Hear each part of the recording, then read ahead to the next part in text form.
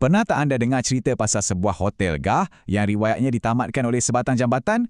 Hari ni kita nak bongkar kisah benar yang cukup menarik ni. Kisah tentang Hotel Johor. Bunyinya macam teka-teki kan? Tapi percayalah inilah yang betul-betul terjadi. Dan semuanya bermula dengan satu idea yang pada masanya sangat bijak. Okey, jom kita patah balik ke permulaan cerita ni. Semuanya berpunca daripada satu masalah yang nampak remeh, tapi sebenarnya memerlukan satu penyelesaian yang bernas. Pada tahun 1895, Sultan Ibrahim Johor perasan satu perkara. Orang ramai yang datang ke Johor Bahru selalunya sebab nak tunggu feri untuk ke Singapura. Tapi sementara tunggu tu, mana mereka nak berehat? Nampak simple kan? Tapi pemerhatian inilah yang mencetuskan segalanya. Jadi tindak balas baginda sangatlah direct dan efisien. Nampak masalah? Terus selesaikan. Titah baginda, kita akan bina hotel sendiri. Maka lahirlah sebuah mercutanda baru, Hotel Johor. Dan ini bukan hotel bajet tau. Hotel ni direka oleh arkitek Eropah Datuk Wen Gowler.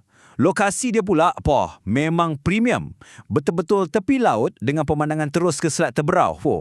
Bila hotel ni dibuka pada tahun 1899, ia terus meletup. Dalam sekelip mata je, ia jadi tempat tumpuan utama dan terus mengukuhkan nama sebagai destinasi yang betul-betul mewah.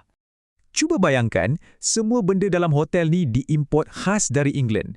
Perabot, pinggan mangkuk, meja biliar. Sampaikan pengurus hotel tu pun diterbangkan dari sana. Nak bagi rasa feel antarabangsa yang betul-betul kelas atasan. Hotel ni jadi sangat popular, sampaikan bangunan asal tu tak cukup besar, kena buat sambungan. Dan dari segi penjenamaan, memang teliti habis. Sampai ke tuala dan pinggan pun ada logo khas hotel. Lengkap dengan tulisan Jawi dan Rumi lagi. Power kan? Selain jadi tempat penginapan, hotel ni juga jadi hub sosial. Tapi ada sedikit pembahagian. Dalam satu bangunan, ada dua kelab berbeza. Satu untuk orang Eropah dan satu lagi untuk pegawai-pegawai tempatan. Kiranya duduk serumah, tapi bilik lain-lain.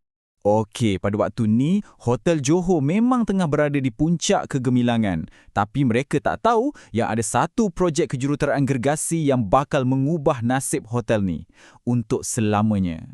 Dan projek tu ialah Tambak Johor. Apabila ia siap dibina pada tahun 1924, ia betul-betul jadi satu game changer, satu inovasi yang hebat, tapi macam biasa, setiap inovasi pasti ada mangsanya.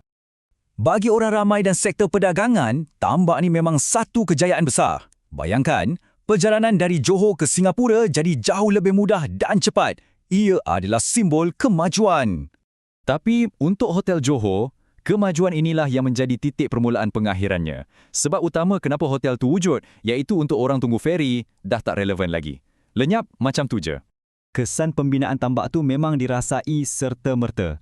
Dan dari situlah bermulanya episod kemerosotan yang perlahan tapi pasti untuk hotel yang pernah jadi kebanggaan ni.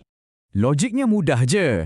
Dah tak payah tunggu feri, buat apa nak bermalam di Johor Bahru kan? Orang boleh terus je pandu masuk Singapura. Akibatnya, jumlah tetamu hotel menjunam teruk.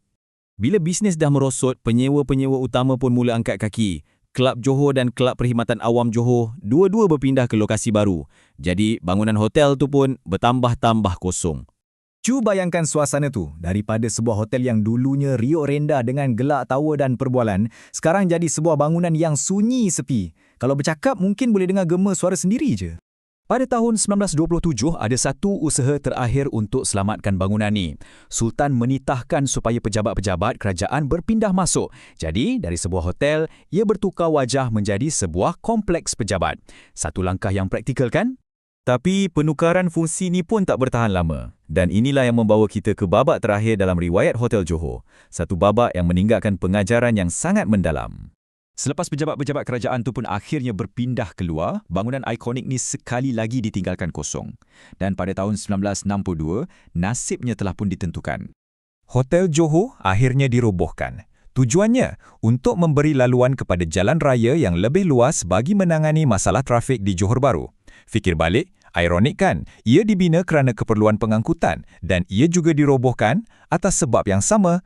Dan inilah pengajaran paling penting dalam kisah ni. Hotel Johor tu bukannya gagal sebab servis tak bagus atau bangunan tak cantik. Ia gagal sebab dunia di sekelilingnya telah berubah dan ia tak lagi diperlukan.